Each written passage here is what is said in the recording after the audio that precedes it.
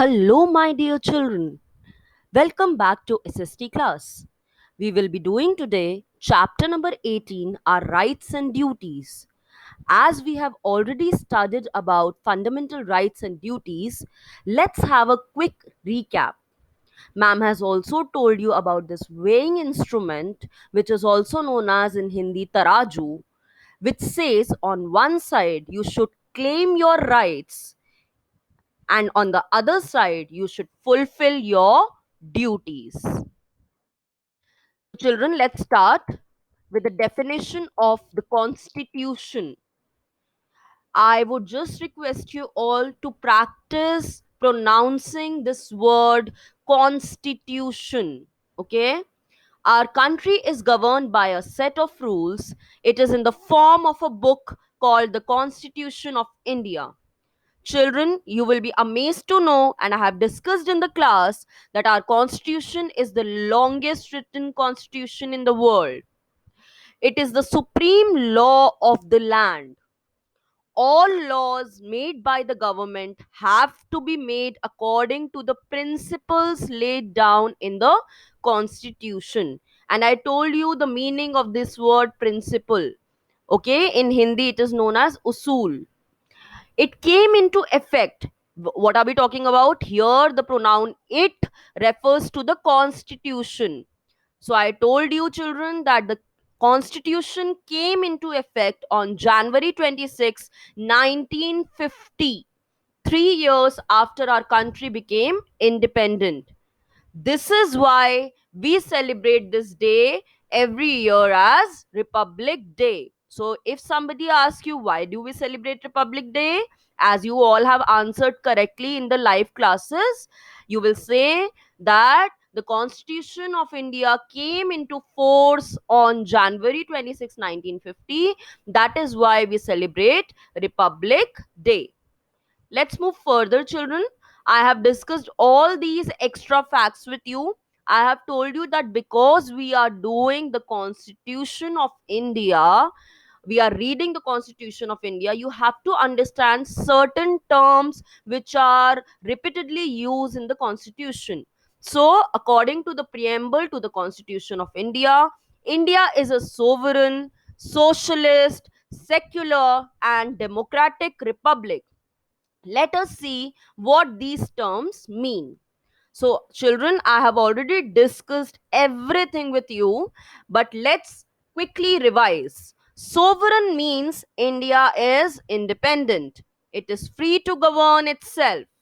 Socialist means India holds and treats all people equally.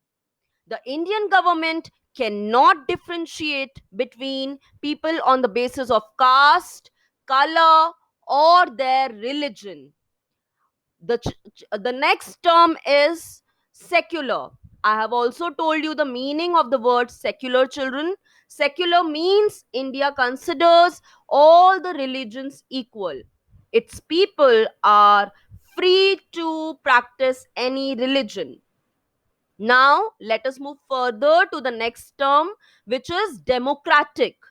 Democratic means India's government is elected by its own people. There is no king's rule. It means government of the people, by the people, and for the people. Children, I have told you that this is the line which is repeatedly used in the constitution. Ours is the largest democracy in the world. So, Indian democracy is the largest in the world. And the next and the last term is republic, which means a country that is governed by the president who is elected by the people. Children, all these information is not given in your SST book. These are some extra facts which you should know. Let's move further and let's discuss the definition of fundamental rights. What are fundamental rights? Our constitution also gives certain rights to the people of our country. These are known as the fundamental rights. And as I told you about Taraju, I also told you that this is lady law. Okay? So the picture says, know your rights. Let's discuss. Our constitution guarantees how many rights? We have done this six. Six fundamental rights. And I also told you the meaning of fundamental. Children, fundamental means what? Basic or important. You should say that fundamental means basic and important. So there are six fundamental rights, children, for all its citizens. And who is a citizen? We have discussed this in the live class as well. The citizen of a country are the people living in that country. So the government cannot deny these rights to the people. These rights are protected by our courts. Children, I have also told you about the courts which are there in our country. There are three types of courts: Supreme Court, High Court, and local or district court. You don't have to study more about them. You will be studying about courts of India or judiciary of India in class 5th. If a person feels his or her fundamental rights have been denied, he or she can go to the court. Now the six fundamental rights, let us discuss them, and let us discuss the basic features also. Now, right to equality means that all the Indians are equal before law.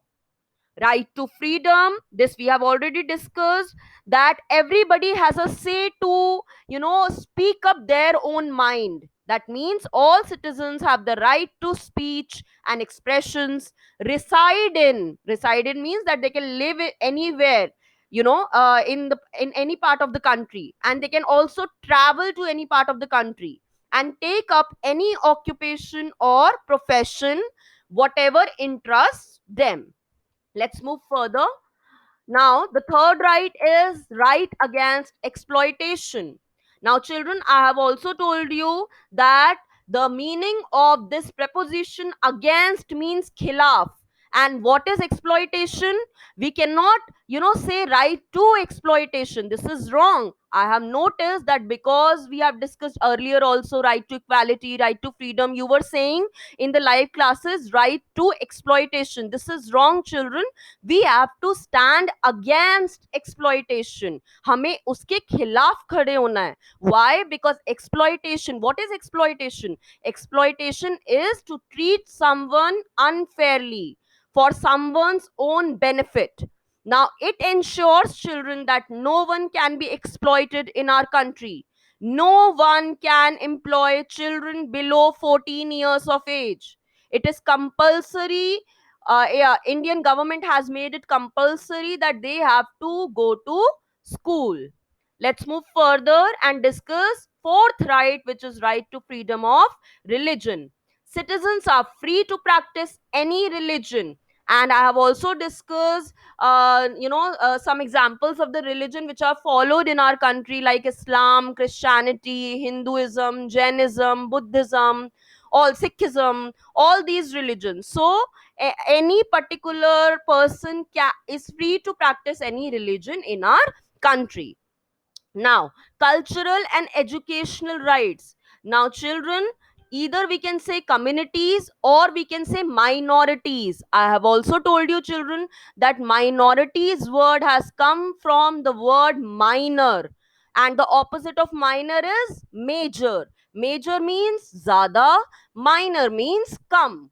So, this particular right is to protect the, educational and cultural rights of minorities present in India. So if I ask you who are the minorities, so you can just say, ma'am, the people who are less in number are known as minorities. Okay, so in this right they can protect and develop their culture. Right to constitutional remedies. Now, I have told you remedy means medicine. So, children, in the sixth right, our courts protect our fundamental rights. And if any of the previous five rights are denied to us, then we can move to court under this particular right, which is right to constitutional remedies. Let's move further, and it is obviously question time. I would be asking you some hot question other than your book. So try to answer these hot question, children. You can just discuss the answers with your parents orally. You don't have to do this in the notebook. Okay. So, can we go to court if the government does not provide employment to us? What do you think? Which right covers this particular question? Okay, I'm sure you are thinking, and you might have guessed the answer also. It's very easy. Now the second question is, India is a democratic country, means that the people of India have right to vote. Do you think people are not exercising their right to vote, or do you think that they are going to vote? I mean, did you understand the question? I am asking you that the people have the right to vote. Okay. So, do you think that they are actually voting properly? Are they going to vote properly? Can you cast your vote as a child? Can you cast your vote? We have covered this in chapter number 18.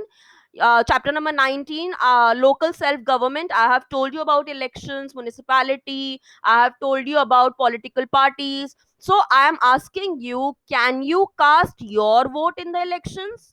Why or why not? Please search these answers, discuss it with your parents, and we will be taking this question in the next live class. All the best. Thank you, children. Bye bye.